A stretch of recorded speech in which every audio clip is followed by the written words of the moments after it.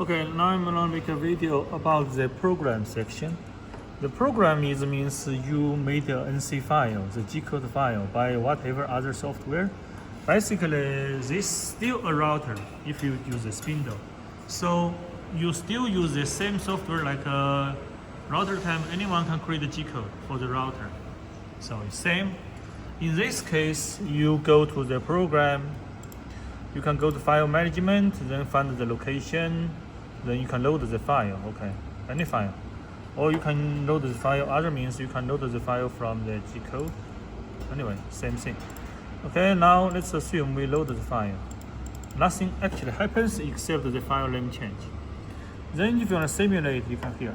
But here, nothing will change, you have to simulate it. Where is simulate? Simulate it. So once it's simulated, then you can see what the simulation is. You can even rotating the different angles, say how to do it. Okay, you can roll it bigger. You can drag it, move. Okay, when you wanna do this is origin, this is back origin actually. So when you wanna set the starting point, of course in your program starting point, your program already set it. The coordinates is G54 is where the router is. This is the coordinates.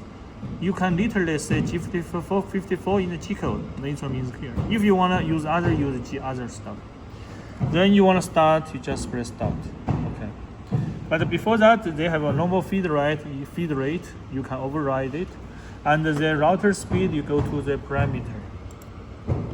Go to the parameter, you have the processing parameter.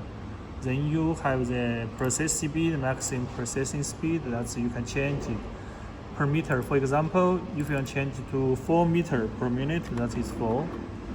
Okay, then it will means if there's no feed rate code, it will use 4. If high feed rate code, it won't over 15. Okay, that's what it means. Then you just press start, then you can start the job. Okay, if you have a normal NC file, this is what we do in the program. In the program, then you can see the drawing of the program NC file.